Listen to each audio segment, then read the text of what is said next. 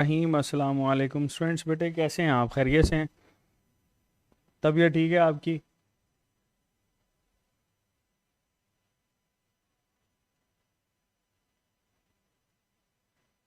जी बेटे, कैसे हैं आप? खैरियत से हैं?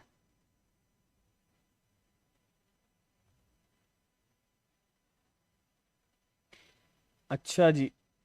सालेहा पूछ रही हैं ये जो 26 से सेशन स्टार्ट होगा, ये हमारे पास कौन सा होगा, कौन करेगा? अच्छा बेटे, ये तो डिटेल आपको जो है ना वो शेयर कर दी हुई है सर। मज़ीद आपके साथ शेयर कर देंगे कल। एक सेशन भी है तो उसमें भी आपकी क्यूरीज और जितनी चीज़ें हैं वो हम डिस्कस कर लेंगे। ठीक है? So don't be worried about it, परेशान नहीं होना। ठीक है? जो भी हैं चीज़ें, हम सब साथ हैं, हम मेहनत कर रहे हैं, आप भी मेहनत कर रहे हैं। ठीक है? और मेहनत कभी भी जो है ना वो रायगा नहीं जाती। तो कहीं ना कहीं सम हाउ चीज़ें जो है ना वो आपके पास मिल ही जाती हैं। ठीक है? बस दिल साफ रखना चाहिए, मेहनत करनी चाहिए। बाकी हाँ, ये बात ज़रूर याद रखना। हाँ, ये मैंने आपसे सवाल पहले भी पूछा था, that why have you started? आपने क्यों स्टार्ट किया था? अगर आपको उस वाई का आंसर पता है तो it means that you are on the right way. आप सही, बिल्कुल सही रास्ते पे चल रहे हैं। ठीक है? लेकिन अगर आपको उस वाई का आंसर नहीं पता बेटे, तो इट मीन्स कि आप बेटे बिल्कुल स्कैटर्ड हैं। ओके जी, two S to win, yes you can. ठीक है? और ये बात याद रखना कि बिलीव यू कैन। ठीक है? और यकीन मानो, ये सिर्फ आप ही कर सकते हो और कोई भी नहीं कर सकता। ये सिर्फ और सिर्फ आप कर सकते हो। You have to make it और earn it for yourself. अल्लाह पाक आपका हामी हो, नासिर हो, आपके लिए आसानियां पैदा करे, हम सब के लिए आसानियां पैदा करे। और इसी दुआ के साथ बेटे स्टार्ट करते हैं हमारा आज का लेक्चर। एंड हम लोगों ने फीमेल रिप्रोडक्टिव सिस्टम पढ़ा था। इसमें अब हम लोगों ने स्टार्ट करना है बेटे, दैट इज वो जेनेसिस। ठीक है जी? वो जेनेसिस क्या होती है बेटे? याद रखना, ये वो जेनेसिस, ओहो, दैट इज वो जेनेसिस। ठीक है? इसको बोलते हैं ओवा की सिंथेसिस करवाना। ठीक है? और आपको पता है कि ये हमारे पास गैमीटोजेनेसिस होती है किस बॉडी के अंदर? फीमेल बॉडी के अंदर बेटे। ये हमारे पास फिनोमिना होता है। और इसी ओवोजेनेसिस के नतीजे में बेटे आपके पास ओवास बन रहे होते हैं। ठीक है? इसको हम लोग डील करते हैं। अच्छा, एक एक बड़ा इंपॉर्टेंट क्वेश्चन जो कि इनिशियली आपके पास आता है बेटा, कि वो जेनेसिस जो है ये हमारे पास स्टार्ट कब होती है? That starts before birth. ये बात याद रखना बेटे, दैट स्टार्ट्स बिफोर बर्थ। वो जेनेसिस बर्थ से पहले ही स्टार्ट हो जाती है। और ये जो फर्स्ट वो जेनेसिस होती है, जो फर्स्ट बर्थ से पहले स्टार्ट होती है बेटे, इसकी सेसेशन हो चुकी होती है एट पैचेटिन। सेसेशन एट पैचेटिन। ये सेल साइकिल के अंदर आप लोगों ने पढ़ा था। अगर पैचेटिन नहीं तो इसकी जगह पे बेटे प्रोफेज 1 हम लोग ऐड कर रहे होते हैं। ठीक है? तो बेटे ये पैचेटिन, प्रोफेज 1, ये दोनों आंसर हमारे पास आते हैं। ठीक है? अच्छा, फिर उसके बाद जो है, जो फर्स्ट हमारे पास मेंस्ट्रुएशन स्टार्ट होती है उसको क्या बोलते हैं? मेनार्क। ठीक है? ये बात याद रखिएगा। ये आपके पास कुछ टर्म्स हैं जो कि यूज़ होती हैं। फर्स्ट मेंस्ट्रुएशन या फर्स्ट टाइम जब आपके पास ये मेंस्ट्रुअल साइकिल जो है वो कंप्लीशन की तरफ चलता है, that is known as menarche. ठीक है? और जब भी आप लोग कहते हो कि स्टॉप हो जाती है, सेसेशन हो जाती है, तो सेसेशन या बेटे स्टॉप होने को हम लोग बोलते हैं मेनोपॉज। ठीक है? That is refer to as menopause. ठीक है जी जी, यू कैन कम इन मोहसिन खान। अच्छा जी, तो बेटे ये मेनार्की और मेनोपॉज की टर्म जो है ये हमारे पास एसोसिएटेड होती है, इसको हम लोगों ने डील करना है। ओके चलो जी, इसको ना हम फिगर के थ्रू डिस्कस करते हैं कि हमारे पास होता क्या है। चलो जी, हम लोग बेटे स्टार्ट करते हैं, यहाँ पर सेल्स बनाते हैं। Suppose these are the cells, और ये जो सेल है बेटा इसको हम लोग कहते हैं जी, ये आपके पास जर्म लाइन सेल होता है। और अगर बेटे ये जर्म लाइन सेल है, फर्ज करो मैं इसको कहता हूँ that is germ line cell, तो ये जर्म लाइन सेल क्या होता है, डिप्लॉयड होता है बेटा। ठीक है, और ये जो जर्म लाइन सेल है डिप्लॉयड है, इससे बेटे हमारे पास फर्दर आपके पास डिप्लॉयड सेल बनता है। ठीक है, जो कि आपके पास प्राइमरी स्पर्मेटोसाइट कहलाता है, याद रखना, सॉरी प्राइमरी oocyte। ठीक है, प्राइमरी oocyte। इसी जर्म लाइन सेल्स को हम लोग oogoneum भी बोल रहे होते हैं, that is also known as oogoneum। ठीक है, प्राइमरी oocyte जो है बेटा ये हमारे पास डिप्लॉयड सेल होता है, ये भी याद रखिएगा। इस प्राइमरी oocyte से हमारे पास बेटे मियोसिस जब चलती है तो बेटे दो तरह के सेल्स बनते हैं, याद रखना। एक बेटे हमारे पास बन रही होती है इसमें that is smaller polar body, और एक बेटे इसमें लार्जर साइज का हमारे पास बनता है जिसको हम लोग बोलते हैं दैट इज सेकेंडरी oocyte। ठीक है, अच्छा ये बात याद रखना कि ये जो हमारे पास बेटे ये वाला एंड होता है इसको हम लोग पोलर बॉडी बोलते हैं। समटाइम इस पोलर बॉडी की डिवीजन दिखा दी जाती है कि पोलर बॉडी की डिवीजन क्या होती है, लेकिन याद रखना ये पोलर बॉडी हमेशा हमारे पास हैप्लॉइड होगी, और ये जो बेटे सेकेंडरी oocyte होता है ये भी बेटे क्या होता है, हैप्लॉइड होता है। ठीक है, अब ये जो सेकेंडरी oocyte होता है ये बेटे मेटाफेज 2 के लेवल के ऊपर जाके रुक जाता है। किस लेवल पे, याद रखना, मेटाफेज 2 के लेवल के ऊपर जाकर ये रुक जाता है। ठीक है, और इससे पहले आपसे ये सवाल आता है कि प्राइमरी oocyte से सेकेंडरी oocyte बनना ये क्या है, that is known as meiosis 1। Meiosis 1 बेटे यहाँ पर कंप्लीट हो जाती है। मियोसिस 2 जब स्टार्ट होती है तो ये बेटे हमारे पास मेटाफेज 2 के ऊपर जाके रुक जाता है। ठीक है, तो बेटे ये याद रखना ये आपके पास मेटाफेज 2 के लेवल पर जाके रुक जाता है, और यही वो जगह होती है जहां पर हम लोग ये कहते हैं कि ओव्यूलेशन जब होती है ना तो इस फॉर्म में सिक्रीट होता है। याद रखना ये सेकेंडरी oocyte जो होता है ये आपके पास ओव्यूलेशन की वजह से ही सिक्रीट हो रहा होता है। ठीक है, तो जब भी आपसे पूछा जाए कि ओव्यूलेशन जब होती है तो ओव्यूलेशन में क्या सिक्रीट होता है, ओव्यूलेशन में बेटे सेकेंडरी oocyte सिक्रीट होता है। ओके चलो आगे चलते हैं।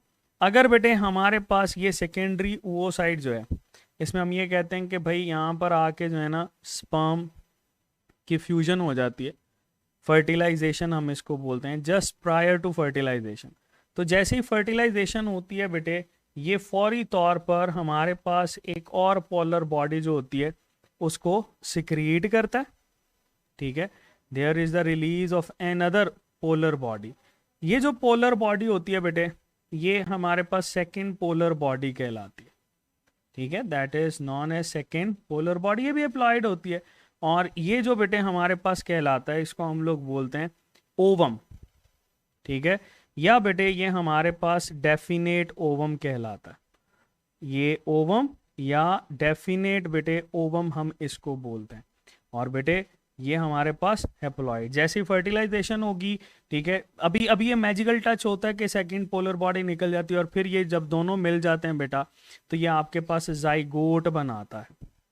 ठीक है, सो ये यहाँ पे स्पर्म बनाने का मकसद ये था कि ये जो स्पर्म आपके पास आता है दैट इज रिस्पॉन्सिबल के मेटाफेज 2 से ऑनवर्ड बेटे ये जो कंप्लीशन होती है ये तभी होती है जब स्पर्म आके अटैच होता है। ठीक है, अगर स्पर्म अटैच नहीं होगा तो आपके पास बेटे ये कभी भी जो साइकिल है वो बेटे कंप्लीट नहीं होगा। ये बात याद रखनी है आपने इसके साथ। ओके, पोलर बॉडी बनती है, इसको बैलेंस करने के लिए, इसके बेटे जो न्यूक्लियर मटेरियल होता है उसको बैलेंस करने के लिए। अच्छा, अब ये हमारे पास जो oogenesis होती है, जब भी आपसे ये पूछा जाएगा कि oogenesis कौन सा फिनोमिना होता है, किस फिनोमिना के थ्रू बनता है बेटा, तो आपने बताना है मियोसिस। ठीक है, इसमें बेटे मियोसिस होती है, और यही मियोसिस आपने यहाँ पर लगाना है। हाँ, ये एक चीज यहाँ पे डिफरेंस करते जाओ कि ये जो मियोसिस होती है ना, मियोसिस, ये सिर्फ और सिर्फ oogenesis के लिए। ठीक है, माइटोसिस और मियोसिस की टर्म हम लोग यूज कर रहे होते हैं बेटा स्पर्मेटोजेनेसिस के लिए। क्लियर? तो बेटे ये आपने इसके साथ चीजें याद रखनी है। हाँ, अगर मैं आपसे ये पूछूं कि oogenesis किस टेम्परेचर पे होती है, तो आपने ये बताना है कि oogenesis जो है ये हमारे पास भाई बॉडी टेम्परेचर पे होती है। चलो यहाँ पे कुछ सवाल करते हैं। अगर मैं आपसे ये पूछूं कि ये जो प्राइमरी oocyte होते हैं, ठीक है, प्राइमरी oocyte, फर्ज करो मैं कहता हूँ जी हमारे पास 100 प्राइमरी oocyte मौजूद है, 100 प्राइमरी oocyte मौजूद हैं, तो इससे बेटे ओवम कितने बनेंगे? सवाल ये है, how many ovum will form? बताओ जरा मुझे, इसका जवाब बताओ, कितने बेटे ओवम बन रहे होंगे इसमें? हाँ बिल्कुल, ये देखो ना, यही तो डिफरेंस है। इसमें अगर 100 आपके पास प्राइमरी oocyte हैं तो बेटे 100 ही इसमें ओवम बन रहे होंगे। लेकिन एज कंपेयर टू स्पर्मेटोजेनेसिस, जब आप ये कहते हो कि उसमें अगर 100 प्राइमरी स्पर्मेटोसाइट्स हैं तो बेटे उसमें 400 स्पर्म्स हम लोगों ने बनाए थे। ठीक है, सो ये बेटे हमारे पास इसमें कुछ चीजें ऐड कर रहे होते हैं। फिर आप ये भी कहते हो कि चूंकि ये मेटाफेज 2 के ऊपर रुक जाता है, ये देखो हम लोगों ने पढ़ा था ना, ये किस फेज पे रुकता है? मेटाफेज 2 पे रुकता है। इस वजह से बेटे oogenesis जो होती है that is known as interrupted process. ठीक है, oogenesis को हम लोग बोलते हैं कि ये हमारे पास इंटरप्टेड प्रोसेस कहलाता है। ठीक है, इंटरप्टेड प्रोसेस। जबकि आप बेटे स्पर्मेटोजेनेसिस की बात करो तो स्पर्मेटोजेनेसिस एक कॉन्टिन्यूस प्रोसेस है, बनता रहता है बनता रहता है, उसमें स्पर्म्स जो हैं वो कॉन्टिन्यूसली प्यूबर्टी के बाद जो है वो बनते रहते हैं। ठीक है, क्लियर? तो बेटे ये हम लोग इसमें जो है वो स्पर्मेटोजेनेसिस को कंपेयर कर रहे होते हैं विद रेफरेंस टू oogenesis।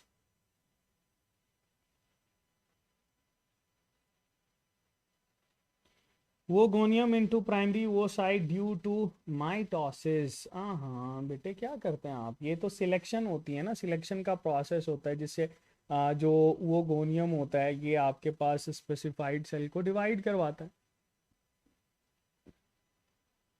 अच्छा, ये कहना कि मियोसिस जो है वो एक ही ओवरी के अंदर होती है या दोनों ओवरी के अंदर होती है या ऑल्टरनेटिंग ओवरीज के अंदर होती है, दैट इज रॉन्ग। ठीक है, because that is still unknown कि आपके पास एक ओवरी जो है वो कितने दिनों के लिए एक्टिव रहती है, या इट माइट बी पॉसिबल कि आपके पास एक ओवरी जो है वो थ्रू आउट द लाइफ जो है वो एक्टिवेटेड रहे। ठीक है, तो ये आप लोगों ने इसके हवाले से याद रखना। चलो, ये था बेटे हमारे पास प्राइम फीमेल रिप्रोडक्टिव सिस्टम, इसमें हम लोगों ने oogenesis को डील किया। नेक्स्ट हम लोग चलते हैं बेटे मेंस्ट्रुअल साइकिल की तरफ। ठीक है जी, so here we go with reference to menstrual cycle. तो मेंस्ट्रुअल साइकिल जो है बेटा ये ना हमारे पास एक बड़ा पीरियोडिक फिनोमिना होता है, और इसी की वजह से ना जो आप कह लो कि फीमेल रिप्रोडक्टिव सिस्टम होता है वो एज कंपेयर टू मेल जो है वो काफ़ी ज़्यादा कॉम्प्लेक्स भी होता है। So there we go with menstrual cycle. अच्छा, एक टर्म हम लोग यूज़ कर रहे होते हैं ऑयस्ट्रस साइकिल। तो मेंस्ट्रुअल साइकिल और ऑयस्ट्रस साइकिल के अंदर क्या डिफरेंस होता है? ठीक है, बड़ा आसान सा बेटे, ये जो हमारे पास होता है ना ऑयस्ट्रस साइकिल, ये other than mammal, other than human female जो मैमल्स होते हैं उसमें पाया जाता है, और इसमें ना एग्स स्टोर हो जाते हैं। जबकि ह्यूमन बॉडी के अंदर ऐसा नहीं होता, एग स्टोर नहीं होते। ये आपके पास इसी तरह से बेटे चलता रहता है। ठीक है, नॉर्मली हम ये कहते हैं कि जो मेंस्ट्रुअल साइकिल होता है इसका बेटे दौरानिया होता है 28 डेज। ठीक है, that is completed in 28 days. 28 days के अंदर ये कंप्लीट होता है। ओके, सो ये हम लोग ऑन एन एवरेज इसका जो है ना वो बता रहे होते हैं। चलो इसमें ज़रा हम लोग बना लेते हैं ओवरी को और यूट्रस को, क्योंकि ये दोनों जो हैं वो चीज़ें साथ साथ चल रही होनी हैं। तो चलो हम ज़रा ये बना लेते हैं ओवरी को। दैट इज़ बेटे ओवरी। ठीक है जी। चलो अब ये ज़रा देखना, ओवरी की बेस के ऊपर ना हमें यहाँ पर जर्म लाइन सेल्स नज़र आते हैं। ठीक है, इसकी बेस पे हमारे पास सेल्स होते हैं जर्म लाइन सेल्स। इन जर्म लाइन सेल्स के ऊपर बेटे आके एक्ट करता है FSH, follicle stimulating hormone.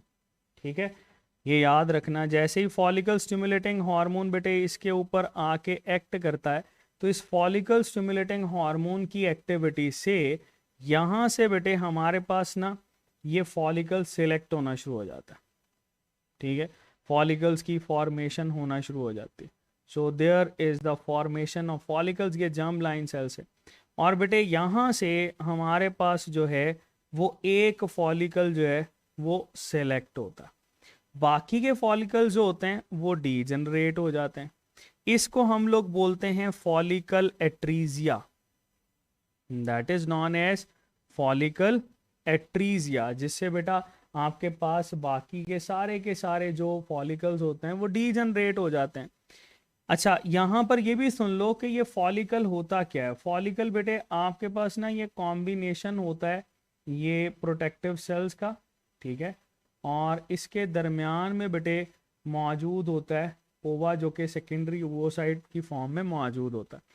Same as जैसे जैसे ये आपके पास बेटे मूव करता जाता है तो ये फॉलिकल जो है, ये ग्राफियन फॉलिकल हम इसको बोलते हैं, because that is selected form. और यही बेटे फॉलिकल जो है ये आपके पास मैचुरेशन की तरफ मूव करता है। ठीक है, तो ये बात याद रखना, ये फॉलिकल आपके पास जैसे जैसे मैचुरेशन की तरफ मूव करेगा there will be a time कि ये बेटे यहाँ से ओव्यूलेशन शो कर देगा। अभी मैंने वो जेनेसिस के अंदर आपको बताया था कि भाई ये जो आपके पास होता है ये सेकेंडरी oocyte जो है वो प्रोड्यूस हो रहा होता है। ठीक है, that is producing secondary oocyte। Secondary oocyte को बेटे हम लोग डील करते हैं। अब ये देखो यहाँ तक कि ये जो स्टेज होती है हमारे पास जिसमें बेटे हम लोग ये इसको डील करते हैं, ये जो स्टेज है ये हमारे पास फॉलिक्यूलर स्टेज कहलाती है। ठीक है, इसके बाद क्या होता है बेटा, इसके बाद हमारे पास ये जो आपके पास आ जाता है कॉर्पस ल्यूटियम, ये बेटे डीजनरेट होना शुरू हो जाता है। इसको बोलते हैं रिग्रेसिव कॉर्पस ल्यूटियम। ये बात याद रखना, ये बेटे हमारे पास ये जो कॉर्पस ल्यूटियम होता है ये बेटे आहिस्ता आहिस्ता डीजनरेट होना शुरू हो जाता।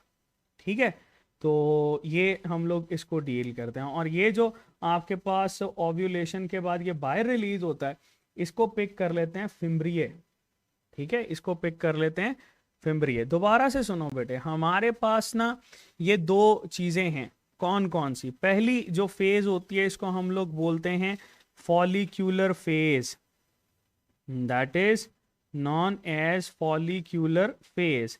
फॉलिक्यूलर फेज क्यों बोल रहे हैं हम इसको, बड़ा सिंपल सा है, क्योंकि इसमें जब भी FSH आएगा फॉलिकल्स बनेंगे, एक फॉलिकल सिलेक्ट हुआ और वही फॉलिकल बेटे मैच्योर फॉलिकल के अंदर जाके उसने इसको रिलीज कर दिया। ठीक है, जैसे ही ये आपके पास रिलीज हुआ तो ये जो रिमेनिंग पार्ट हमारे पास मौजूद होता है इसको हम लोग क्या बोलते हैं, that is known as corpus luteum. ये कॉर्पस ल्यूटियम बेटे ल्यूटिनाइजेशन यानी येलोइंग शो करता है और इससे बेटे आपके पास हार्मोन प्रोड्यूस होता है। इस हार्मोन को क्या नाम देते हैं हम लोग, that is known as progesterone.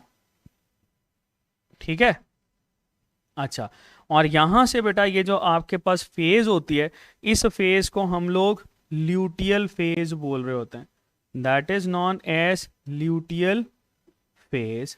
ठीक है, अच्छा, हम इसको जो है ना वो लेबल भी कर रहे होते हैं, जैसे ये जो ओव्यूलेशन से पहले वाली यानी फॉलिकुलर फेज होती है, इसको बेटे प्री ओव्यूलेटरी फेज भी बोलते हैं।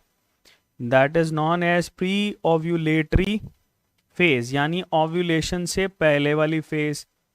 और ये जो बेटे आपके पास ल्यूटियल फेज होती है, इसको पोस्ट ओव्यूलेटरी फेज भी बोलते हैं, पोस्ट ओव्यूलेटरी फेज। ठीक है, ये ओव्यूलेशन के बाद वाली फेज कहलाती है।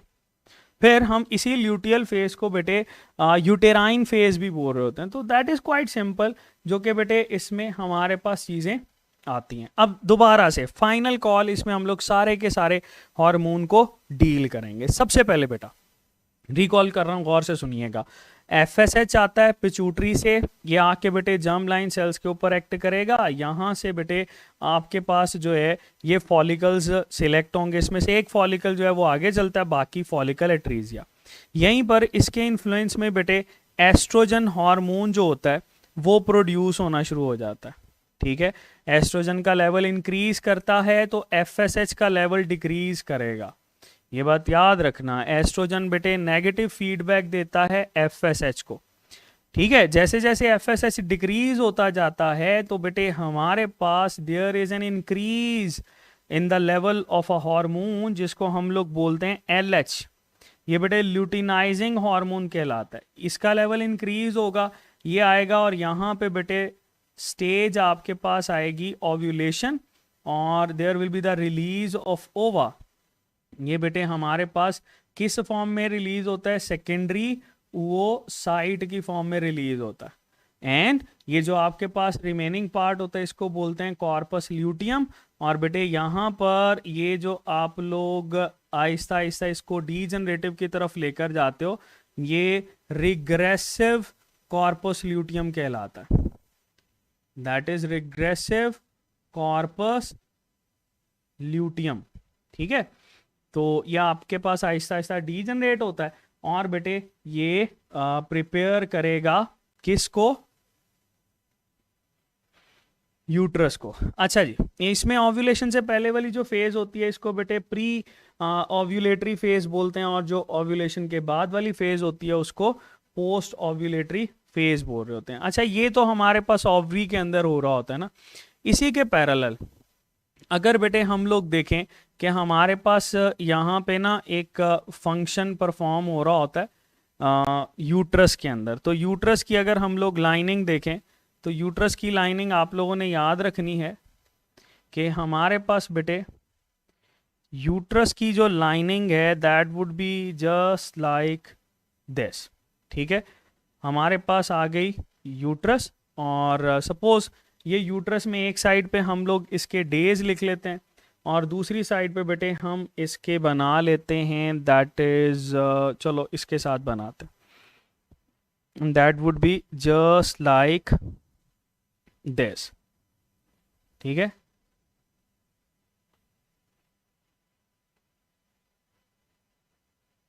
ये बेटे हमारे पास आ गया। ठीक है, अब जरा इसको गौर करना जरा, ये जो बेटे हमारे पास बेटे ये आपको हिस्सा नज़र आता है, इसमें ना ब्लड वेसल्स डेवलप कर रही होती है। ठीक है, ये फर्ज करो हम इसको ब्लड वेसल्स के साथ एसोसिएट करते हैं। ये बेटे हमारे पास आ गई ब्लड वेसल्स। फर्ज करो ये बेटे हमारे पास हैं ब्लड वेसल्स, और यही ब्लड वेसल्स जो हैं ये आपके पास आहिस्ता आहिस्ता डीजनरेट हो रही हैं। आपको पता है कि हमारे पास बेटे ये जो मेंस्ट्रुएशन होती है इसमें सबसे ज़्यादा इफेक्ट जो होता है ना, ये हमारे पास एसोसिएटेड होती है विद रेफरेंस टू एंडोमेट्रियम। चलो, आपको ना एक बात याद रखने की ज़रूरत है, and of menstruation is the start of menstruation. ठीक है, जब भी हम इसको डील करते हैं ना तो आप लोगों ने याद रखना है, ये देखो यहाँ पर हमारे पास ये स्टेज आती है, कैरी करती है आगे की तरफ। ठीक है, और that would be just like this. ठीक है, दो स्टेजेस मैंने यहाँ पर बनाई हैं। इन बेटे दोनों स्टेजेस को हम लोग बोलते हैं मेंस्ट्रुएशन। तो ये मैंने बोला कि ये हमारे पास आ जाती है मेंस्ट्रुएशन। ठीक है, so end of menstruation is actually the start of menstrual cycle, या start of menstruation is the end of menstrual cycle. तो बेटे ये डिपेंड करता है कि आप किस तरह से काउंट कर रहे हैं। नॉर्मली हम इसके एंड पे और इसके स्टार्ट पे मेंस्ट्रुएशन को बोलते हैं। और बेटे ये हमारे पास एमसीक्यूज आता है कि मेंस्ट्रुएशन जो है वो कितने डेज के लिए चल रही होती है। तो अगर तो आप इसका स्टार्ट लेते हो तो पहले जब ये स्टार्ट होगी तब से लेकर ऑलमोस्ट 5 दिन जो है ये ले रही होती है, 1 to 5 days। ठीक है। अच्छा, जैसे ही बेटे ये हमारे पास चलती है, इसके बाद इसके अंदर नेक्स्ट जो स्टेज है वो स्टार्ट हो जाती है। इसको बेटे हम लोग बोलते हैं प्रोलिफरेटिव फेज। ये हमारे पास प्रोलिफरेटिव फेज कहलाती है। ठीक है। सपोज हम ये प्रोलिफरेटिव फेज को डील करते हैं। ये कौन सी फेज है? दैट इज बेटे प्रोलिफरेटिव फेज। अब प्रोलिफरेटिव का मतलब क्या होता है? बहुत आसान सा है। प्रोलिफरेटिव का मतलब ये होता है कि यहां पे बेटे ब्लड वेसल बनना शुरू हो जाती हैं। ठीक है। तो बेटे ब्लड वेसल्स बनना शुरू हो जाती हैं इसके अंदर। अच्छा, फिर हमारे पास बेटे यहां पे एक ऐसी स्टेज आती है जिसको हम लोग ये इस स्टेज पे शो करते हैं, दैट इज बेटे ओव्यूलेशन। मतलब इस लेवल के ऊपर बेटे ओव्यूलेशन होती है, और ये ओव्यूलेशन इस बात की निशानी है कि हमारे पास बेटे क्या हो रहा है, यहाँ पे ओवा रिलीज हो रहा है। चलो, इससे ऑनवर्ड आगे जो आपको फेज नजर आती है बेटे, इसको हम लोग बोलते हैं that is refer to as secretory phase. ठीक है। इसको बेटे हम लोग सेक्रीटरी फेज बोलते हैं। तो सम टाइम ये बेटे आपको 4 फेजेस दिखाई देती हैं। कौन कौन सी? मेंस्ट्रुएशन की फेज है, प्रोलिफरेटिव फेज है, और ओव्यूलेशन है, और सेक्रेटरी फेज है। अगर मैं कहूं कि प्रोलिफरेटिव फेज कितने दिन पे होती है, तो बेटे बहुत सिंपल सा है। प्रोलिफरेटिव फेज जो होती है ये 6 से लेकर 14th डे तक चलती है। ठीक है। 6 से लेकर 14th डे तक चल रही होती है। अच्छा, फिर आपके पास ये पूछा जाता है ओव्यूलेशन या तो 14वें दिन होते हैं या बेटे 15th डे पे होती है। फिर हमारे पास ये आ जाती है दैट इज बेटे सेक्रेटरी फेज। तो सेक्रेटरी फेज जो होती है बेटे ये 15वें दिन से लेकर आपके पास 28th डे तक चल रही होती है। ठीक है। तो ये आप लोग इसको डील करते हो। चलो, अब यहाँ पे सवालों को भी डील किया जाता है, लेकिन पहले आप लोग ये देख लो, ये जो ओवरी के अंदर हम लोगों ने सारा फिनोमिना पढ़ा था ना, ये किस तरह से यहाँ पे आप लोग रिलेट करते हो। तो बेटे बहुत सिंपल सा है। इसमें जो है वो आपके पास ये जो फॉलिकल होता है ये बनना शुरू हो जाता है, और आपको पता है भाई ये there will be a stage जहाँ पर बेटे ये रिलीज होगा, और ये बेटे इस तरह से चल रहा होगा। अब ये हमारे पास बेटे एक ऐसी स्टेज है जहाँ पे क्या हुआ है, ओव्यूलेशन। तो ओव्यूलेशन वाली स्टेज को आप लोग इसके साथ रिलेट करते हो। एक सवाल आता है कि ओव्यूलेशन से पहले ओवरी के अंदर कौन सी फेज चलती है। तो ओवरी के अंदर हम लोगों ने फॉलिक्यूलर फेज पढ़ी थी।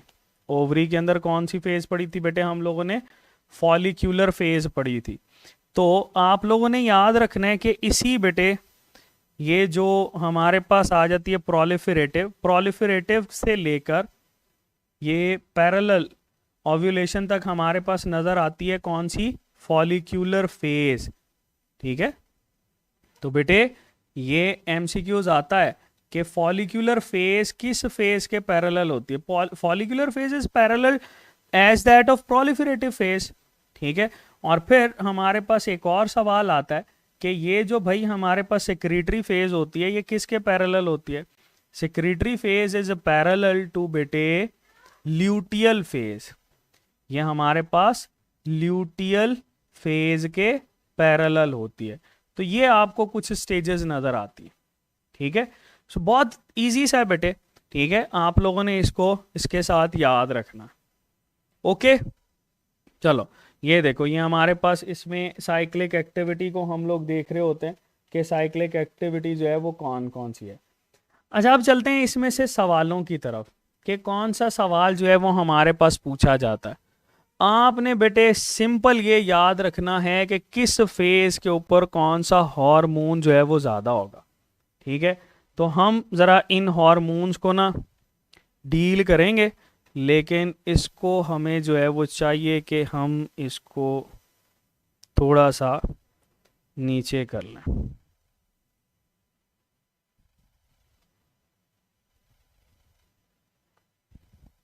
चलो, ये बेटे हमारे पास हम ये कहते हैं जी ये फॉलिकुलर फेज है। तो फॉलिकुलर फेज जब स्टार्ट होती है तो कौन सा हार्मोन हम लोगों ने पढ़ा था? FSH।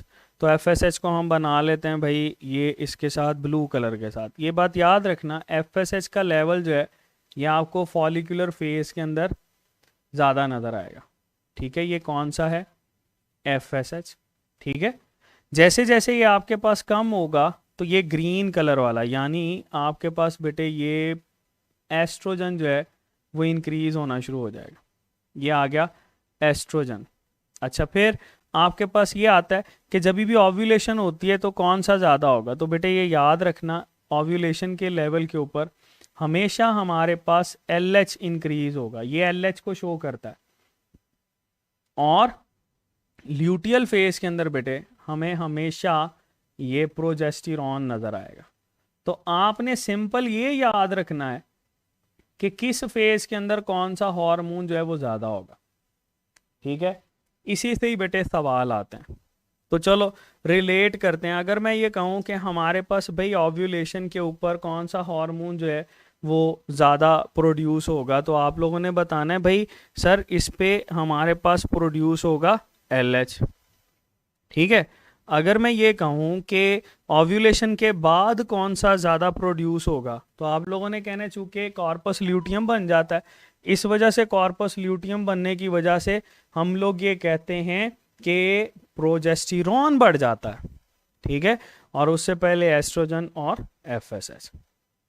ठीक है जी, चलो अब कुछ सवालों की तरफ चलते हैं। सवाल ये आता है कि जी फर्ज करो एक फीमेल है, उसका मेंस्ट्रुअल साइकिल है 40 डेज का। ठीक है, 40 डेज का मेंस्ट्रुअल साइकिल है। ये हमारे पास उसने ये दे दिया मेंस्ट्रुअल साइकिल। अब आपसे सवाल ये पूछता है कि इसमें भाई ओव्यूलेशन कौन से दिन पे होगी? बताओ, ओव्यूलेशन कौन से दिन पे होगी?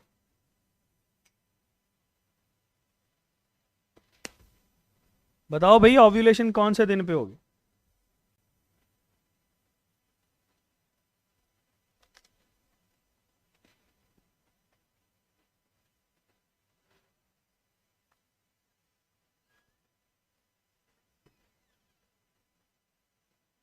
अच्छा जी, 26, 21, 20, 19।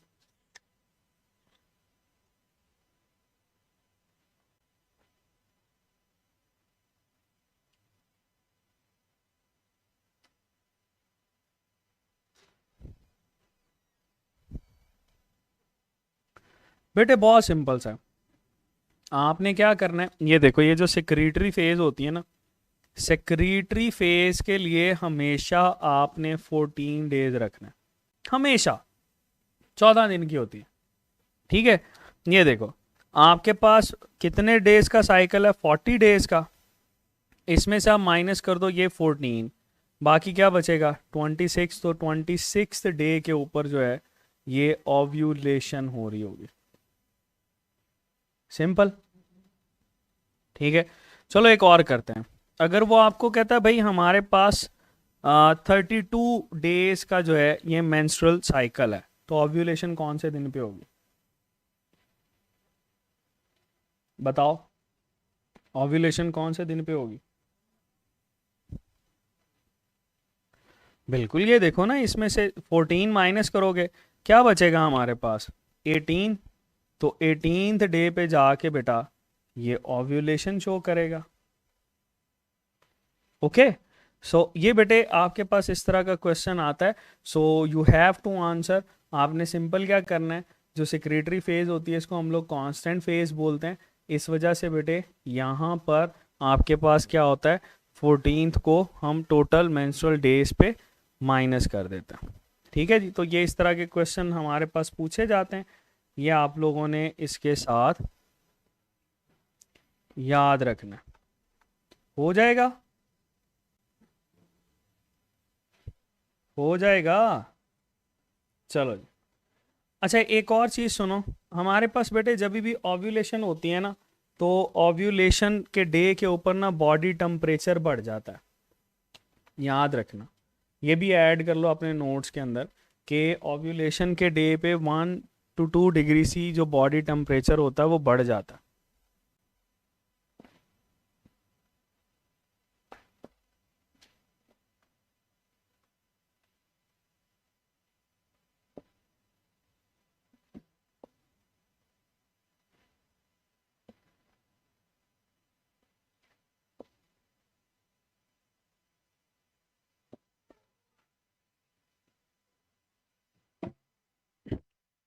ठीक है बेटे, ओव्यूलेशन पे मैं यहाँ पे भी लिख देता हूँ कि ओव्यूलेशन पे हमारे पास बॉडी टेम्परेचर जो होता है वो almost 1 to 2 degree C raise कर जाता।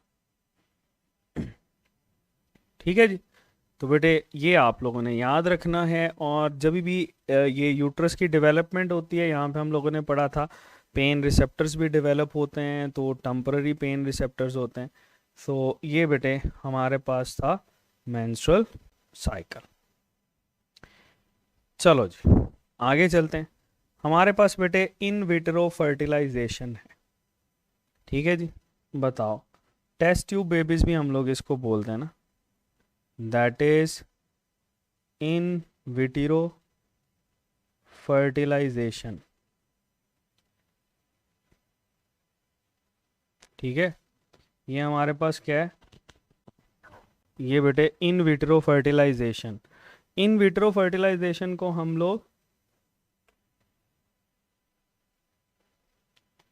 टेस्ट ट्यूब बेबीज भी बोल रहे होते हैं।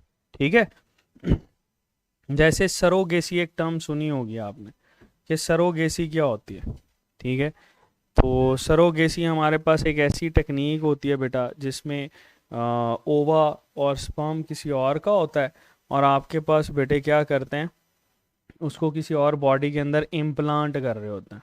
ठीक है, जैसे प्रियंका चोपड़ा के बारे में सुना होगा कि ये हमारे पास सरोगेट जो है उससे इसकी बेटी पैदा हुई है।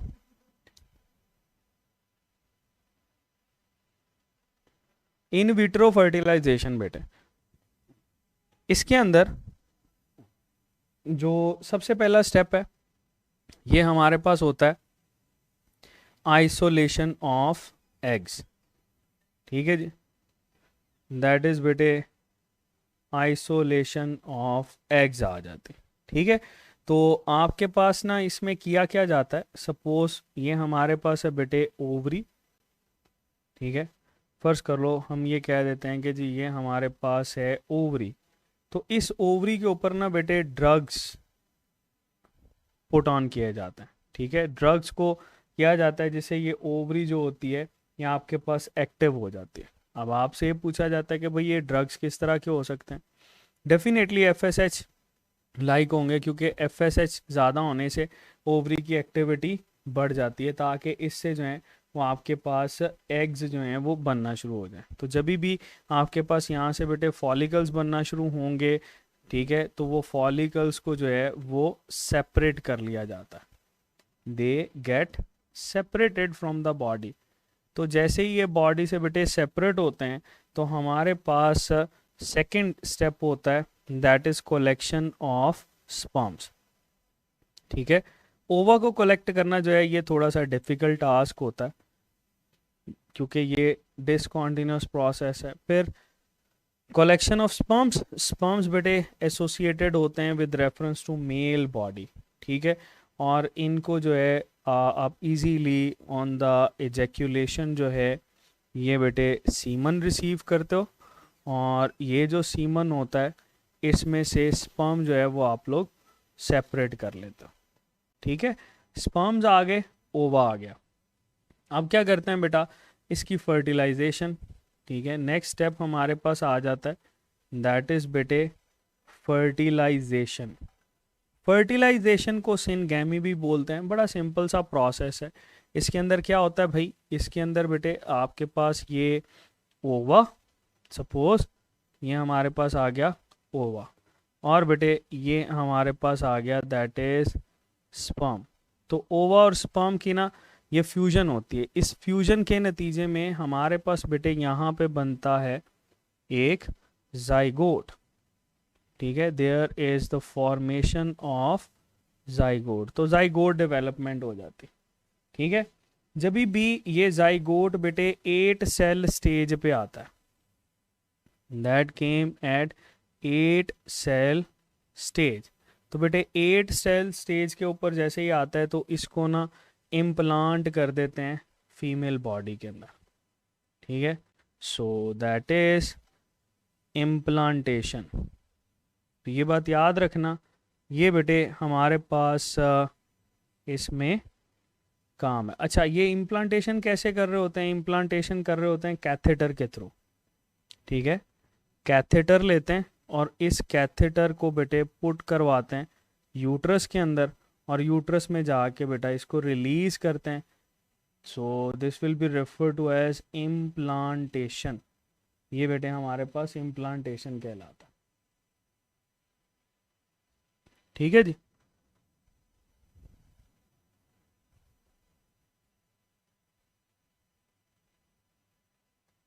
ये बेटे हमारे पास एसोसिएटेड है।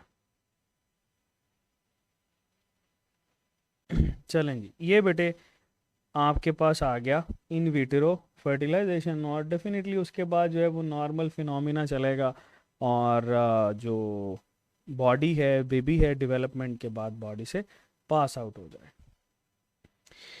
रिप्रोडक्शन के अंदर हमारे पास बेटे लास्ट जो है that is sexually transmitted diseases. इसको बेटे हम लोग एसटीडीज बोल रहे होते हैं। ठीक है, ये हमारे पास दो हैं वायरल और दो हैं डिसऑर्डर। आपके पास वायरल के साथ साथ हम इनको बोल रहे होते हैं दैट इज बेटे बैक्टीरियल। ठीक है, चलो ये बेटे हमारे पास आ गई सेक्सुअली ट्रांसमिटेड डिजीज।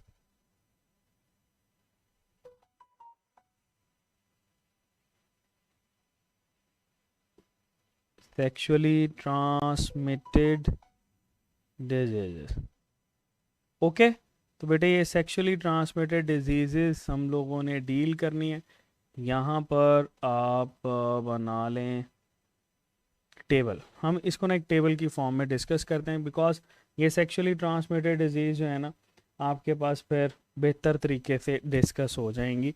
और आपको पता है कि ये डिजीज़ जो होती हैं ये हमेशा इसमें क्वेश्चन ये आता है कि कॉजेटिव एजेंट क्या है, कौन कौन सी चीज़ें जो है वो इन्फेक्ट कर सकता है। तो हम बेटे यहाँ पर इसको एक टेबल की फॉर्म में डिस्कस करते हैं। चलो जी, ये बेटे हम बना लेते हैं यहाँ पर एक टेबल। ओके, चलो जी,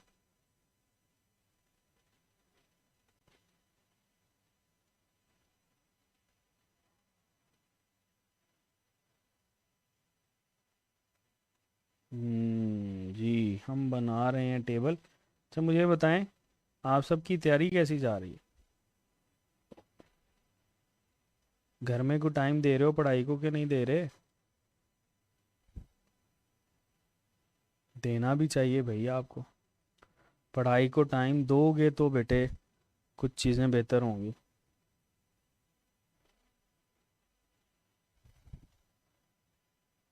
चलो जी, अच्छा अब हम कर लेते हैं इस साइड पे टेबल, ये एक, ये बेटे हमारे पास आ गया दो, ये आ गया। वैसे कितने डिसऑर्डर हैं, 4 है ना। चलो इसको 4 इक्वल हाफ्स के अंदर डिवाइड कर लेते हैं। ये बेटे हमारे पास आ गया टेबल। ओके, तो देखते हैं हमारे पास बेटे, यहाँ पर हम डिस्कस करेंगे इसके फीचर्स के कौन कौन से फीचर्स हो सकते हैं, और बीमारी के नाम लिख लेते हैं। पहले हम हमारे पास जो डिसऑर्डर्स हम लोग डिस्कस करेंगे, बैक्टीरियल डिसऑर्डर्स होंगे। ठीक है, दो हैं। एक है बेटे गोनोरिया, ठीक है, दैट इज नॉन एज गन्नोरिया। दूसरा बेटे हमारे पास दैट इज नॉन एज साइफिलस या सेफिलस भी अक्सर लोग इसको बोलते हैं। फिर हमारे पास आ जाती हैं वायरल डिसऑर्डर। वायरल के अंदर बेटे हम लोग पढ़ेंगे genital herpes. Okay, genital herpes. और लास्ट पे बेटे हमारे पास आ जाएगा दैट इज एड्स। चलो जी, आपके पास बेटे सबसे पहले ये पूछा जाता है कि भाई इसका कॉजेटिव एजेंट बता दो। वैसे तो मैंने ये साथ ही बता दिया आपको कि कॉजेटिव एजेंट पहली दो का क्या है, बैक्टीरिया। यानी यहाँ पर भी आप लोग ये ऐड कर सकते हो बैक्टीरिया। अब सवाल यह है कि बैक्टीरिया कौन सा होता है। बिल्कुल बेटे, आप लोगों ने ये याद रखना है, इसका बैक्टीरिया होता है नेजीरिया गन्नोरिया। ठीक है, नेजीरिया गन्नोरिया। ठीक है, अच्छा सवाल ये आता है कि ये कौन सा बैक्टीरिया है, तो बेटे ये ग्राम पॉजिटिव बैक्टीरिया होता है। फिर सेफिलस जो होता है, ये भी बेटे हमारे पास बैक्टीरिया से ट्रांसमिट होता है, और इसको हम लोग बोलते हैं ट्रेपोनिमा पैलिडम। दैट इज बेटे बैक्टीरिया का नाम क्या है, ट्रेपोनिमा पैलिडम। ये ना काफ़ी दफ़ा आया हुआ है, तो इसको ज़रा आप लोगों ने याद रखना है, Treponema pallidum. And you know that Treponema pallidum क्या होता है, ये कौन सा बैक्टीरिया है, इसको बेटे स्पायरोकीट बोलते हैं। ठीक है, ये यहाँ पर मैं लिख देता हूँ, दैट इज स्पायरोकीट। ठीक है जी। चलो आगे वाले जो दो डिसऑर्डर्स हैं बेटा, ये हमारे पास कौन से हैं, वायरस के हैं। ठीक है, वायरस, ये भी बेटे हमारे पास आ गया वायरस। जेनिटल हर्पस का जो वायरस होता है ना, ये हमारे पास बेटे डीएनए वायरस है, इसको डीएनए इन्वेलप्ड वायरस बोलते हैं। एड्स वाला जो है ये आरएनए बेटे इन्वेलप्ड वायरस होता है। ठीक है, तो इसके नाम अगर पूछे जाएं तो हर्पेस सिंप्लेक्स टाइप 2 हम इसको बोलते हैं, जेनिटल हर्पेस वाला। इसकी दो टाइप्स होती हैं, एक टाइप 1 होता है, एक बेटे टाइप 2 होता है। यहाँ पर एसटीडीज के लिए टाइप 2 एसोसिएटेड है। एड्स के लिए बेटे हमारे पास ह्यूमन इम्यूनो डेफिशिएंसी वायरस आ जाता है। ओके, चलो ये बेटे हमारे पास आ गया इसमें जो कि हम लोग डील करते हैं। नेक्स्ट हमारे पास आ जाता है नेम, हम लोगों ने डील कर लिए मेन पार्ट्स ऑफ अफेक्टेड। ठीक है, कि किस किस हिस्से के ऊपर ये इफेक्ट कर रहा होता है। ठीक है, सो हम यहाँ पर डिस्कस कर लेते हैं अफेक्टेड पार्ट्स को। तो अफेक्टेड पार्ट्स जब भी बेटे आपसे पूछेगा ना, तो अफेक्टेड पार्ट्स में आप लोगों ने बताना है कि हमारे पास इसमें ना डिफरेंट चीज़ें आ जाती हैं। जैसे देखो, हम यहाँ पर डील कर सकते हैं कि इन अफेक्टेड हिस्सों के अंदर ना यूरिनोजेनिटल ट्रैक्ट की जो म्यूकस मेम्ब्रेन होती है वो इन्फेक्ट होती है, म्यूकस मेम्ब्रेन इन्फेक्ट होती है। ठीक है, या हम ये कहते हैं कि बच्चे को जो है ना यहाँ पे आई इन्फेक्शन हो सकता है, आई इन्फेक्शन बेटे हो सकता है बच्चे को। सेफिलस में क्या होता है बेटा, ये भी आपके पास डिफरेंट ऑर्गन्स को पहुंचाता है नुकसान, लेकिन 3 डिफरेंट स्टेजेस के ऊपर ये फैल सकता है। ये बेटे आंखों को नुकसान पहुंचा सकता है, ये बेटे बोन्स को नुकसान पहुंचा सकता है, ये बेटे हमारे पास सीएनएस को नुकसान पहुंचाता है। ठीक है, स्किन को नुकसान पहुंचाता है, हार्ट को नुकसान पहुंचाता है। तो बेटे ये आपके पास डिफरेंट ऑर्गन्स के ऊपर अच्छा खासा जो है ना इन्फेक्शन फैलाता है। हर्पेस सिम्प्लेक्स टाइप 2 जो होता है, ये भी बेसिकली सोरनेस आपके पास जो है वो कॉज करवाता है, लेकिन आईज और सीएनएस बेटे इसमें भी डैमेज होता है। ठीक है, एचआईवी जो होता है ये बेटे सीधा सीधा इम्यून सिस्टम को डैमेज करता है। हम लोगों ने पढ़ा था कि ये आपके पास इम्यून सिस्टम में किसको, हेल्पर टी लिम्फोसाइट को इन्फेक्ट कर रहा होता है। ठीक है, दोनों को बेटे, ज़्यादातर तो फीटस को, क्योंकि फीमेल बॉडी को अगर ये इन्फेक्ट करेगा तो उससे बेटे ये पास आउट हो रहा होगा। ठीक है, चलो अगर मैं आपसे ये पूछूं कि भाई इसकी ट्रांसमिशन कैसे होती है, सो बहुत सिंपल सा बेटे, इन सब की ट्रांसमिशन जो है ये आप लोगों ने बताना है सेक्सुअल एक्टिविटी से। ठीक है, तो सेक्सुअल एक्टिविटी से ये ट्रांसमिट होंगे, इसीलिए तो हम इसको बोलते हैं कि बेटा ये हमारे पास एसटीडीज हैं, they are transmitted by sexual activity. ठीक है, ये बेटे सेक्सुअल एक्टिविटी के थ्रू ट्रांसमिट होता है। ठीक है, सारे के सारे। ओके बेटा, चलो हमारे पास फिर आ जाता है इसमें ट्रीटमेंट क्या हम लोग कर सकते हैं, बताओ। अगर तो ये बैक्टीरियल है तो इसमें तो सीधा सीधा आप एंटीबायोटिक्स को यूज़ करते हो ना, यानी इसमें भी आप एंटीबायोटिक्स को यूज़ कर रहे होते हो। ठीक है, क्योंकि ये बैक्टीरियल है। इसमें भी बेटे आप एंटीबायोटिक्स को यूज़ कर रहे होते हो, क्योंकि ये भी बेटे हमारे पास क्या है, बैक्टीरियल है। तो बैक्टीरियल के अलावा आपके पास बेटे जो वायरल होता है उसमें एंटी वायरल ड्रग यूज़ करते हैं। यहाँ पर भी एंटी वायरल ड्रग्स आ जाएंगी और यहाँ पर भी बेटे हमारे पास आ जाएंगी एंटी वायरल ड्रग्स। ओके, सो बेटे बहुत सिंपल है, ये आप लोगों ने इसके साथ याद रखना, रख लोगे। चलो ये बेटे हमारे पास कुछ चीज़ें एसोसिएटेड हैं जो कि हम इसके साथ डील करेंगे।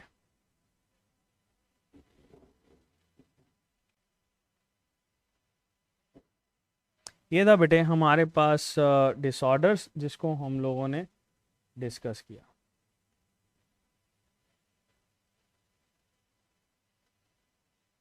ओके, चलो सेक्सुअली ट्रांसमिटेड डिजीज़ जो है बेटा ये यहाँ पर हमारे पास ख़त्म होती है। ठीक है, और यहाँ तक कोई क्वेश्चन है तो आप पूछ सकते हैं, अदरवाइज़ हम लोग सपोर्ट एंड मूवमेंट को स्टार्ट करेंगे।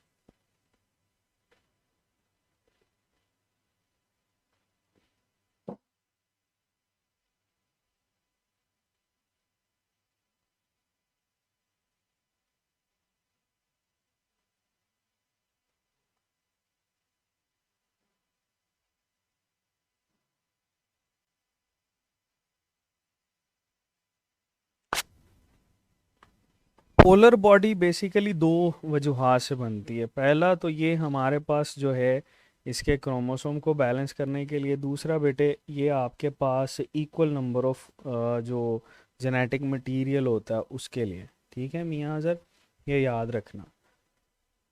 उमामा हबीब, गेस्टेशन पीरियड बेटे 9 मंथ होता है और ये गेस्टेशन पीरियड या बर्थ का फिनोमेना आपके सिलेबस में नहीं है बेटे। एसटीडीज जो हैं ये 100% ही सेक्सुअल एक्टिविटीज़ होती हैं। हाँ, अगर सेक्सुअल फ्लूइड किसी और कॉन्टेक्ट से बॉडी के अंदर ट्रांसमिट होता है तो उसकी वजह से भी हो सकती हैं बेटे। जिन क्वेश्चंस में प्रॉब्लम होती है आपके साथ वो कॉन्टैक्ट नंबर शेयर किया गया, आप उस पर भेज दिया करें, आपको आंसर मिल जाएगा। जी, सिफिलिस की स्टेजेस नहीं करनी, बस ये याद रखना कि that is actually a 3 stage disorder. ठीक है, मैंने आपको यही कहा था कि जो डिसऑर्डर्स हैं ये आपने सारे के सारे सिस्टम्स के जो है ना बेटा वो याद करने, एक दफ़ा पढ़ लेने, ताकि आपको जो है ना किसी किस्म का भाम ना रहे।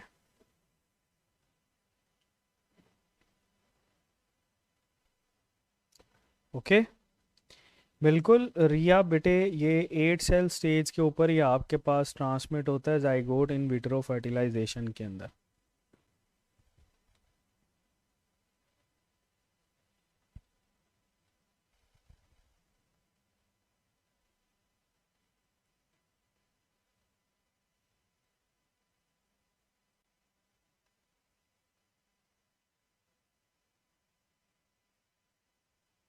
जी, प्रोड्यूस होता रहता है, कांस्टेंट होने का मतलब ये नहीं होता कि ये प्रोड्यूस नहीं होता। कांस्टेंट होने का मतलब ये प्रोड्यूस होता रहता है। हाँ, इसका फंक्शन जो है वो फिर हमारे पास एसोसिएटेड हो जाता है, जिसमें हम लोग ये कहते हैं कि ये आपके पास कह लो कि जो सेकेंडरी मेल करेक्टर्स हैं उनको मेंटेन कर रहा होता। बेटे मिस कैरेज तो तब पढ़ेंगे ना जब गेस्टेशन का पीरियड इसमें शामिल होगा, गेस्टेशन तो शामिल ही नहीं है इसमें हमारे पास।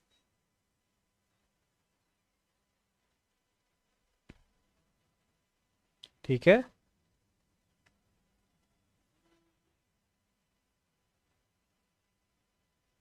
अच्छा, द स्टेज जिस पे गोनेडोट्रोफिन हाईएस्ट लेवल पे होता है, दो हैं। एक तो ओव्यूलेशन जिस पे एलएच गोनेडोट्रोफिन जो है ये हमारे पास हाईएस्ट लेवल पे होता है। दूसरा प्रोलिफरेटिव फेज, यहाँ अगर यू ओवरी की बात करेंगे तो बेटे ओवरी के अंदर ये हमारे पास कह लो कि फॉलिक्यूलर फॉर्म के अंदर सबसे ज़्यादा होता है।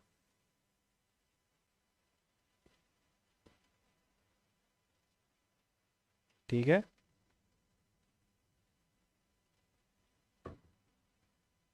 Meiosis two completes in fallopian tube, बिल्कुल सही कह रहे हैं, क्योंकि जैसे ही आपके पास बेटे ये स्पर्म आके इसके साथ अटैच होता है तो तभी आपके पास क्या होगा, मियोसिस टू कंप्लीट होगी।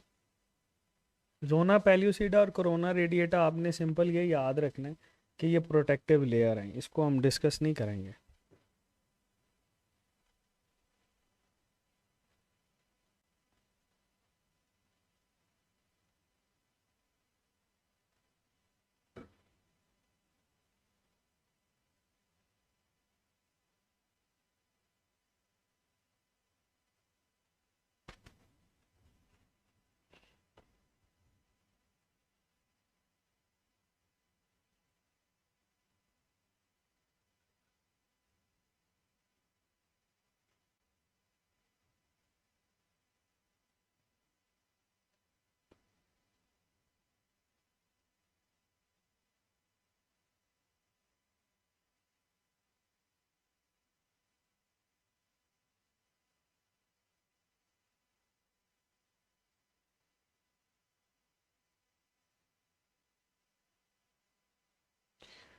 जी जी, चलें करें आगे।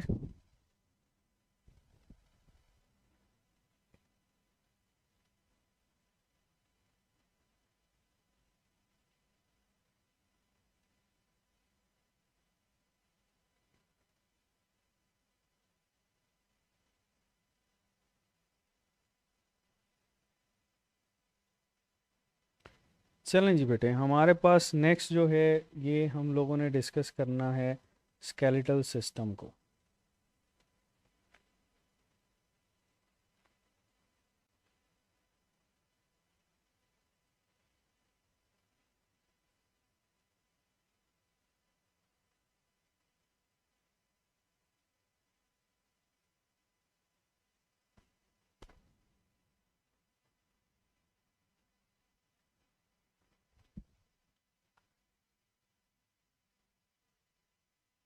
अच्छा ही बेटे, आप लोगों ने ये याद रखना है कि हमारे पास ये जो सपोर्ट एंड मूवमेंट है इसमें हम लोग डील करते हैं सबसे पहले कनेक्टिव टिश्यूज़ को। और ये जो कनेक्टिव टिश्यूज़ होते हैं बेटा, ये ना हमारे पास कितनी टाइप के होते हैं, दे आर ऑफ 6 टाइप्स। ठीक है, ये कितनी टाइप के होते हैं बेटा, 6 कैटेगरी के होते हैं। याद रखना, सबसे पहले हमारे पास आ जाता है दैट इज बोन, ये सबसे हार्डेस्ट कनेक्टिव टिश्यू होता है। फिर बेटे हमारे पास आ जाता है कार्टिलेज, ये सेकंड नंबर पे आ जाता है। फिर बेटे हमारे पास टेंडन होता है, ये भी कनेक्टिव टिश्यू होता है। फिर बेटे हमारे पास लिगामेंट होता है, ये भी कनेक्टिव टिश्यू होता है। फिर बेटे हमारे पास आ जाते हैं एडिपोज टिश्यूज़, एडिपोज टिश्यूज़ जो होते हैं फेशिया हम लोग इसको बोलते हैं, ये भी कनेक्टिव टिश्यू के अंदर आते हैं। एंड लास्ट पे हमारे पास आ जाता है ब्लड। ठीक है,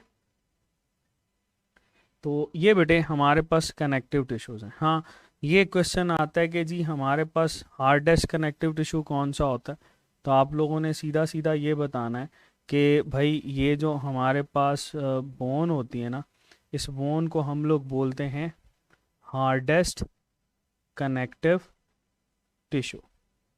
ठीक है, ये हमारे पास सबसे ज़्यादा हार्डेस्ट कनेक्टिव टिश्यू होता है। फिर बेटे हम लोग डील करते हैं इसमें ब्लड को। तो ये जो ब्लड हमारे पास आता है that is considered as most soft connective tissue. ठीक है, तो जब भी बेटे आपके पास मोस्ट सॉफ्ट कनेक्टिव टिश्यू की बात की जाएगी तो ये कौन सा आता है, blood, most soft connective tissue. ठीक है जी, तो बेटे हार्डेस्ट कनेक्टिव टिश्यू और मोस्ट सॉफ्ट कनेक्टिव टिश्यू ये हमारे पास बेटे इसके साथ एसोसिएटेड होता है। जितने भी आपके पास कनेक्टिव टिश्यूज होंगे वो सारे के सारे बेटा कनेक्टिव टिश्यूज बने होते हैं कनेक्टिव प्रोटीन से। ठीक है, और बेटे ये जो कनेक्टिव प्रोटीन इसमें हमारे पास मौजूद होती है इसको हम लोग लेबल करते हैं कोलेजन। ठीक है, दैट इज बेटे known as collagen. Connective protein हमारे पास जो होती है इसको बोल रहे होते हैं कोलेजन। ठीक है, अच्छा मुझे बताओ कोलेजन एक्स्ट्रा सेलुलर प्रोटीन है कि इंट्रा सेलुलर?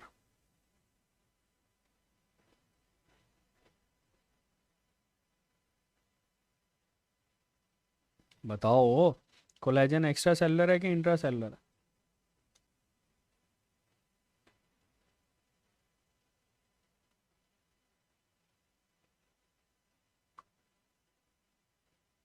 मरियम हुदा कह रही है intra cellular, intra cellular.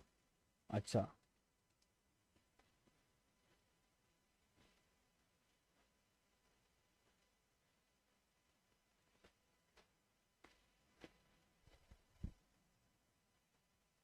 Shayan ने सबसे पहले सही आंसर दिया है।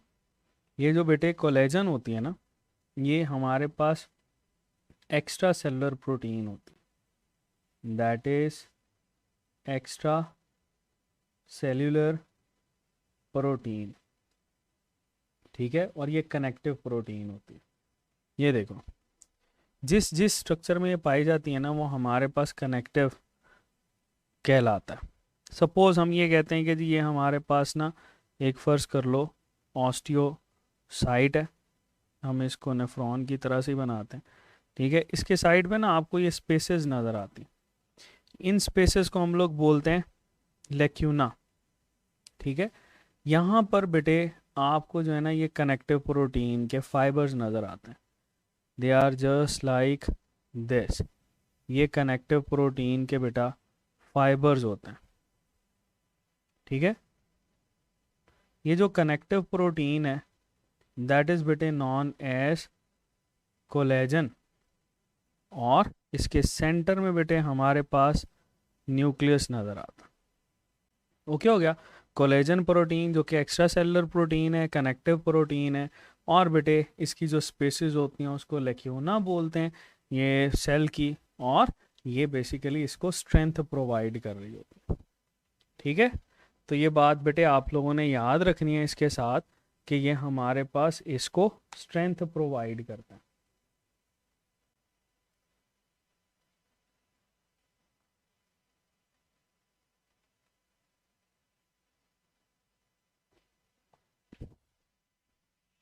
चलो आगे चलते हैं।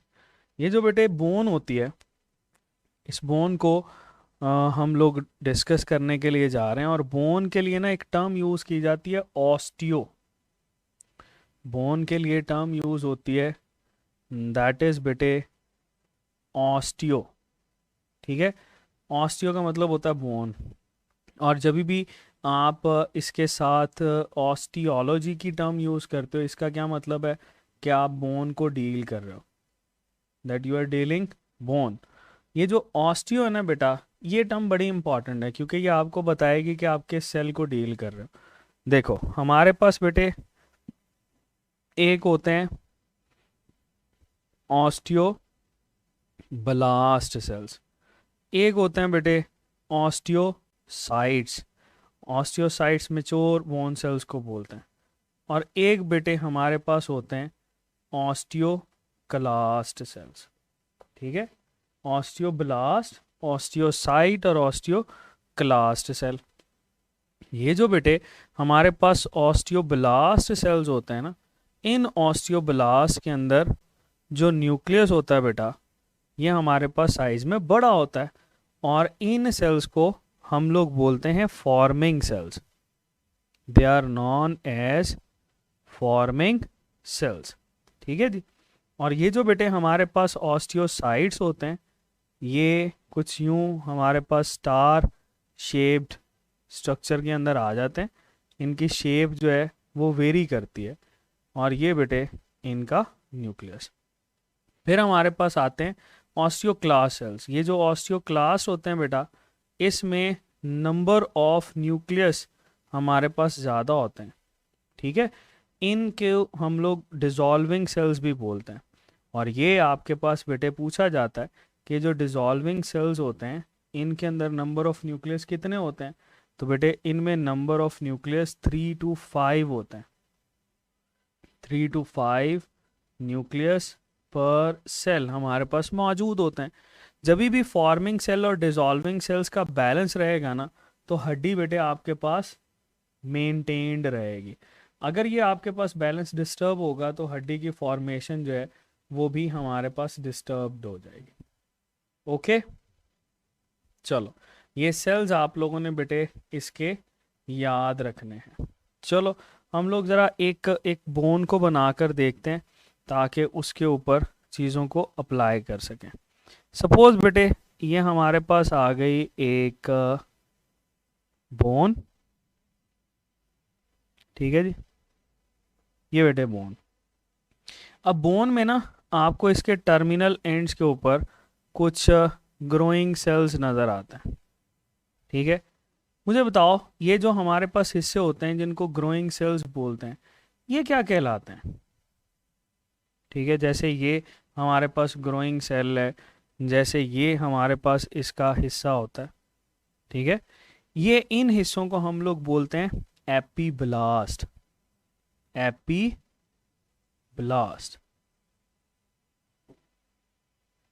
ठीक है, तो सॉरी एपिफिसिस बोलते हैं, एपीब्लास्ट में कह रहा हूँ। That is known as epiphysis. Epiphyseal region भी कहा जाता है। ठीक है, एपिफिजियल रीजन ये, और सेम एज एपिफिजियल रीजन ये। तो हमारे पास बेटे दो एपिफिजियल रीजन्स होते हैं। और इसके दरमियान में बेटे हमारे पास ना एक और रीजन नज़र आता है, इसको हम लोग बोलते हैं diaphysis. That region is known as डायाफिसिस,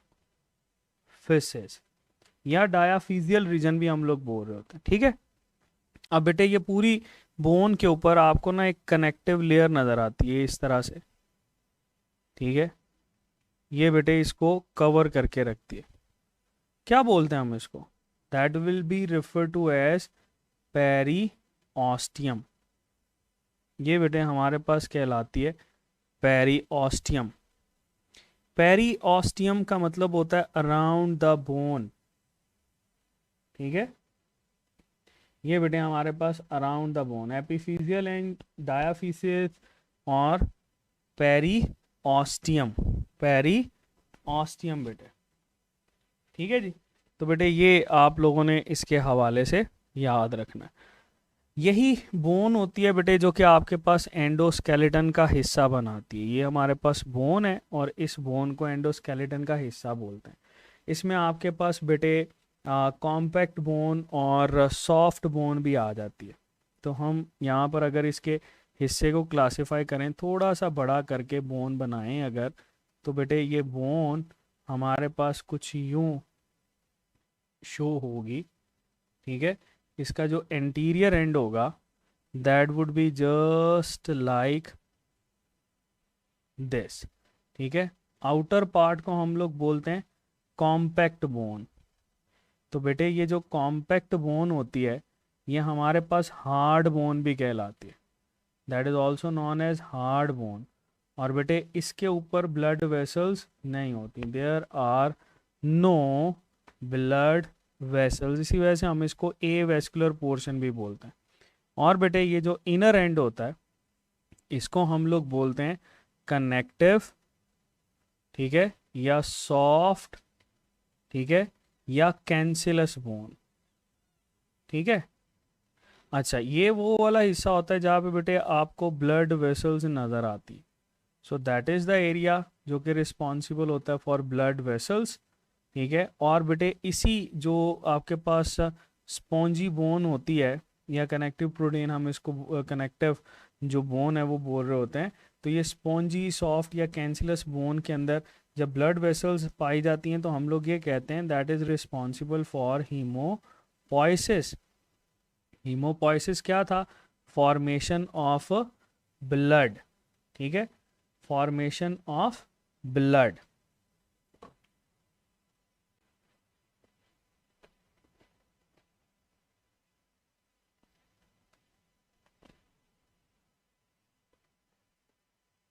okay, चलो अब इसी तरह से आप ये कॉम्पैक्ट बोन पे भी ऐड कर सकते हो।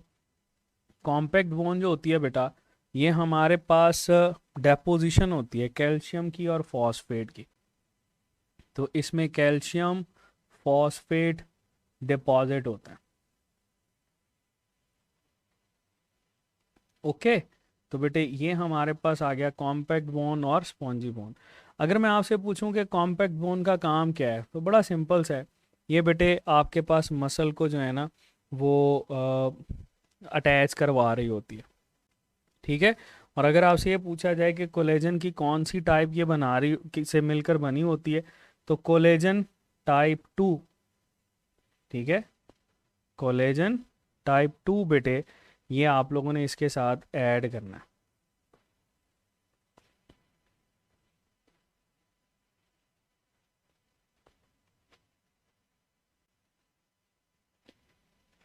चलें जी, हमारे पास बेटे बहुत सिंपल सा हम लोगों ने डील किया। कॉम्पैक्ट बोन है, हार्ड बोन होती है।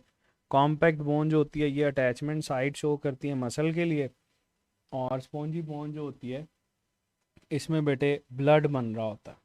ओके,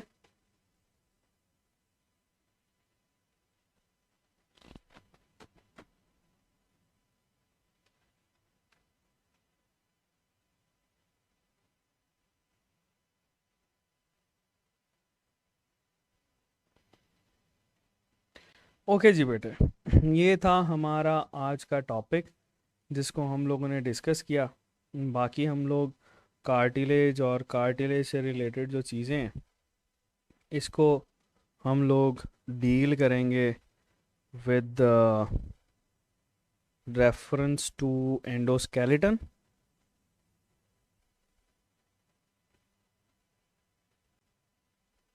ओके, चलो ये बेटे हमारे पास टॉपिक था। अगर कोई क्वेश्चन है तो आप पूछ सकते हैं।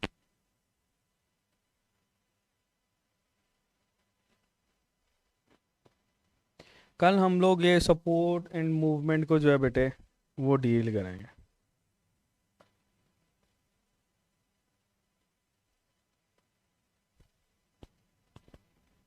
That is all from today's topic. Wish you very best of luck students. अल्लाह हाफिज़।